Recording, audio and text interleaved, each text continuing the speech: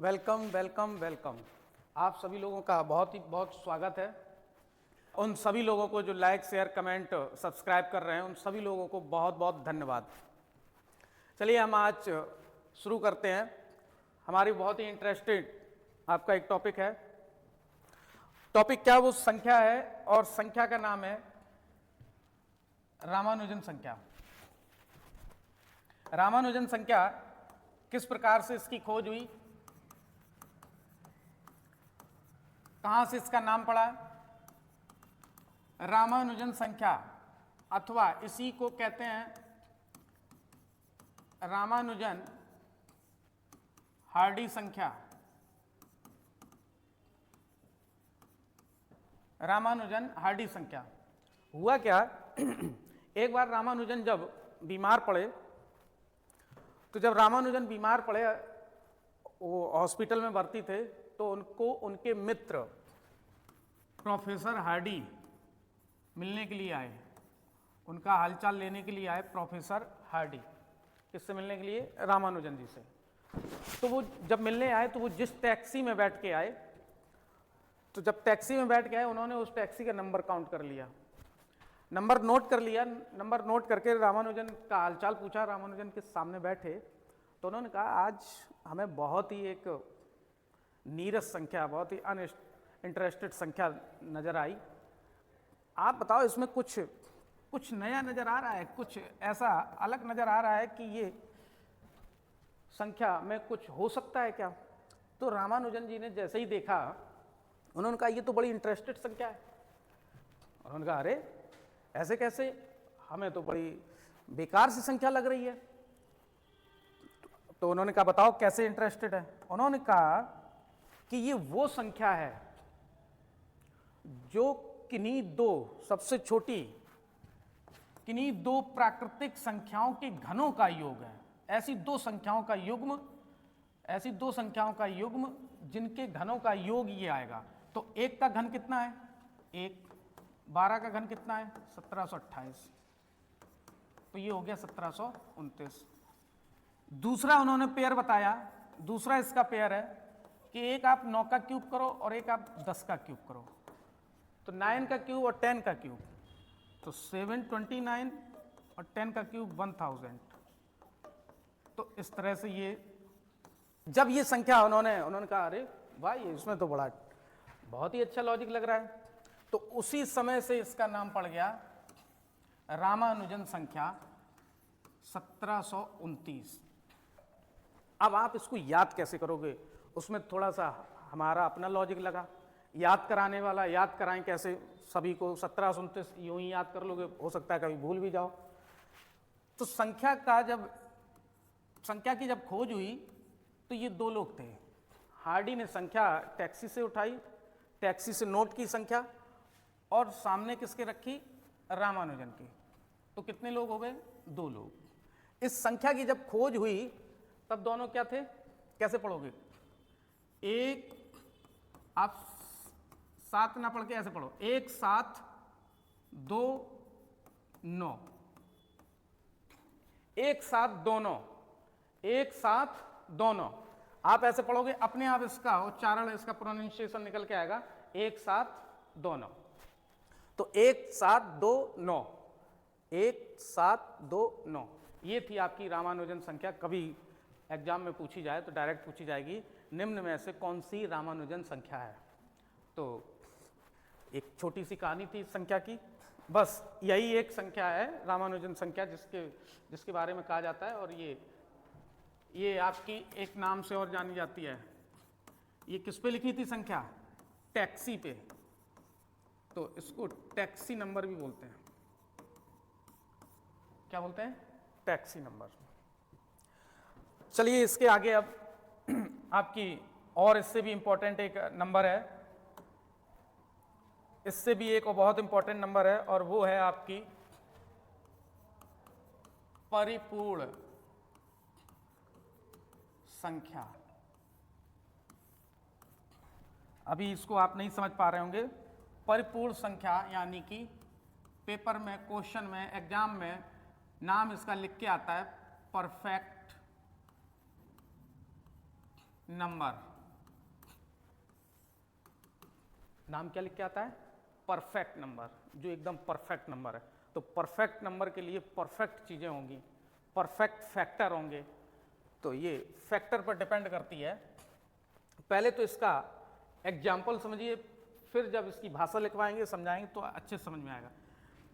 ये संख्या ये कहती है कि अगर कोई संख्या है, पहली परफेक्ट नंबर है 6, तो इसके जो गुणनखंड होंगे, गुणनखंड, गुणनखंड या कहो अपवर्तक या कहें भाजक, डिवाइजर,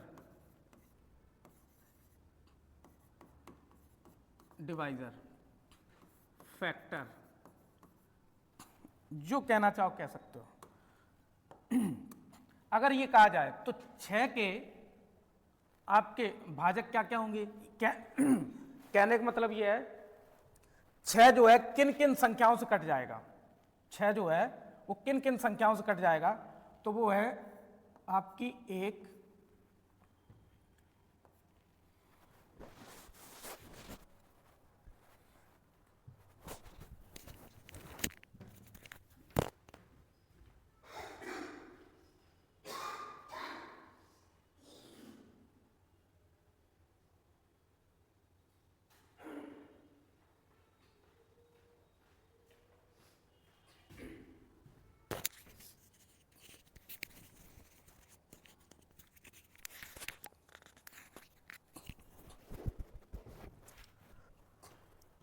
तो 6 किन किन संख्याओं से कट जाएगा?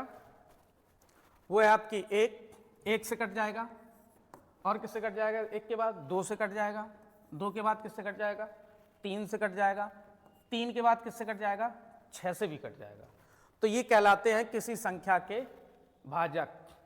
यदि किसी कोई संख्या जिन जिन संख्याओं से कट जाएगी वो सारे के सारे उसके क्या कहलाएंगे? भाजक। चलिए, जब ये सारे इसके भाजक आ गए, सभी के सभी ये भाजक कहलाएंगे। तो परफेक्ट नंबर ये कहती है, अच्छा किसी संख्या का पहला भाजक, पहला 1 होगा, पहला भाजक क्या होगा? पहला, फर्स्ट, वो होगा 1, और अंतिम क्या होगा? आखिरी क्या होगा? वो होगी स्वयं संख्या। यानी कि सबसे छोटा भाजक 1 और सबसे बड़ा भाजक स्वयं संख्या। चलिए देखते हैं। तो स्वयं संख्या वाले भाजक को छोड़ दिया जाए, स्वयं संख्या वाले भाजक को छोड़ दिया जाए, तो बाकी के सभी भाजकों का योग संख्या के बराबर आना चाहिए। बाकी के सभी भाजकों का योग संख्या के बराबर आना चाहिए। अब इसको भाषा के रूप में कैसे लिखेंगे? भाषा इसकी कैसे बनाएंगे?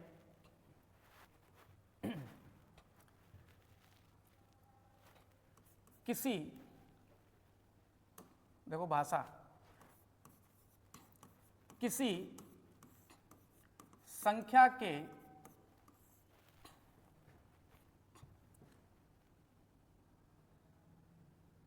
सभी उचित भाजकों, उचित भाजक कौन? संख्या को छोड़कर।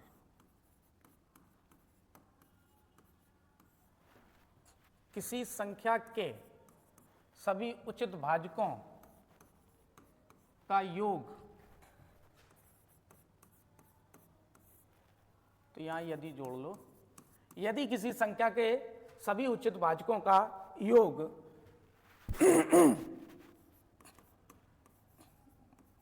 संख्या के बराबर है, तो वह परिपूर्ण, या ऐसे भी लिख के आता है, हिंदी में ही लिख के आएगा परफेक्ट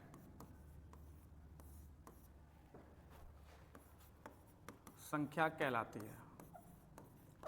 परफेक्ट संख्या कहलाती है। तो पहली परफेक्ट संख्या क्या है आपकी? 6। पहली परफेक्ट संख्या क्या है आपकी? 6। फिर से सुनिए, यहां आपका दिया गया था क्या दिया गया कि 6 के हमने सभी डिवाइजर लिखे। डिवाइजर क्या होते हैं, उस संख्या को वो पूर्णतः डिवाइड करते हैं। तो 6 के कौन कौन से, सबसे पहला 1, 2, 3 और 6, ये चारों आपके डिवाइजर 6 को काटते हैं। तो हमें छोड़ना किसको है, जो संख्या के बराबर डिवाइजर आता है उसको छोड़ देना है, संख्या के बराबर वाले डिवाइजर को छोड़ देना है। उसके बाद जो भी डिवाइजर बचे हैं उनका योग यदि संख्या के बराबर हो गया तो वो आपकी परफेक्ट संख्या कहलाती है। चलिए, अगर पहली 6 तो इसके बाद की कौन सी होगी,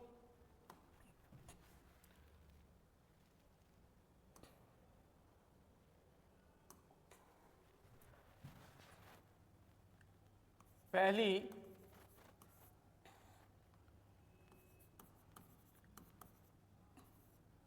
परफेक्ट संख्या आपकी है 6। क्या है, 6। इसके बाद आपकी आएगी 28।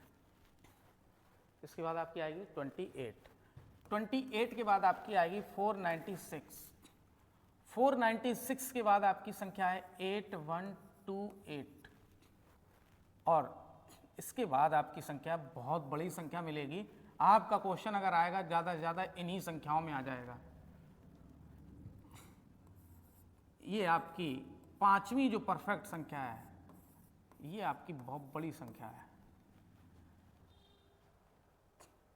ये आपकी पहुंच गई करोड़ में, ये करोड़ में पहुंच गई, 3,35,50,336, इतनी बड़ी संख्या। चलिए ये सारी याद कराते हैं, याद भी होंगी। अब थोड़ा सा एक लॉजिक देख लीजिए, मान लो संख्या पूछी जाए। अच्छा बताइए, 1 से 10 के बीच में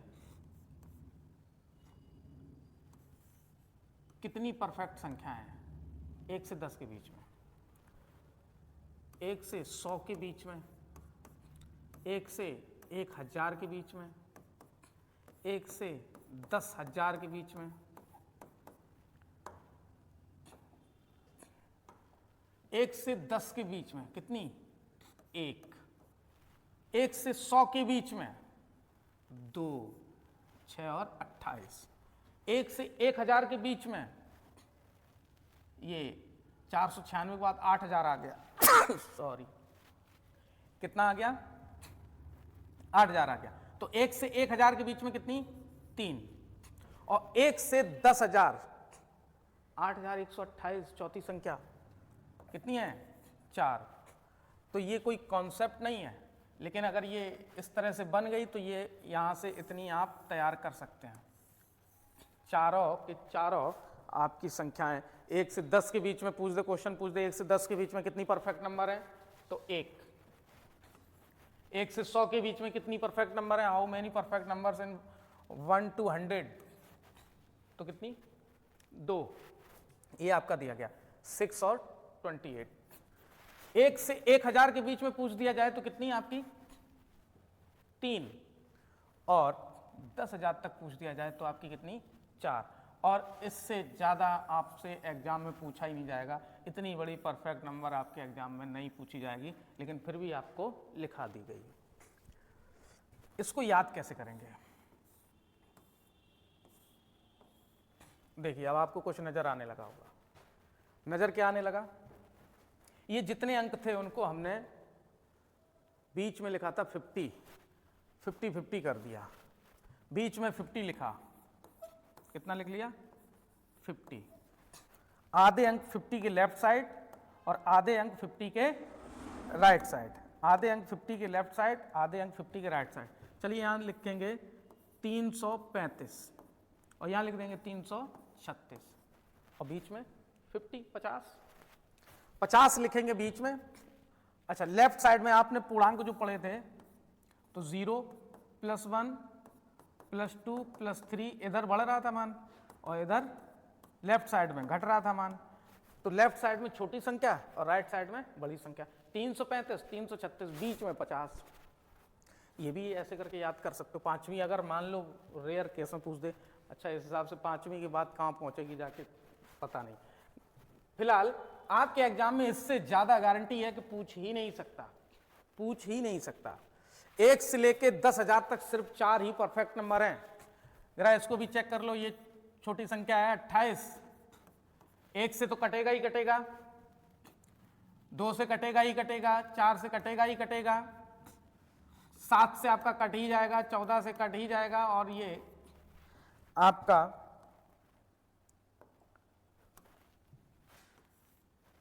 उचित का मतलब संख्या से छोटे डिवाइजर। उचित डिवाइजर का मतलब था यहाँ पे, ये आपको डेफिनेशन जो लिखाई थी, उचित भाजक। उचित भाजक का मतलब प्रॉपर डिवाइजर। ये आपके क्या है? Proper divisors. वो डिवाइजर जो प्रॉपर है। और प्रॉपर डिवाइजर किन्हें कहेंगे? प्रॉपर डिवाइजर किसे कहेंगे? जो संख्या के बराबर ना हो। जो संख्या के बराबर ही आ गया डिवाइजर, वो प्रॉपर नहीं होता है, वो इम्प्रॉपर होता है। तो इनका योग कीजिए जरा। 4 2 6 और 1 7, 7 7 14 14 28 आ गया। स्वयं संख्या आ गई, वही संख्या आ गई। जब वही संख्या आ गई तो ये हमारी कैसी नंबर है? Perfect number. तो आपकी रामानुजन संख्या हो गई, परफेक्ट नंबर हो गई। अब आज इस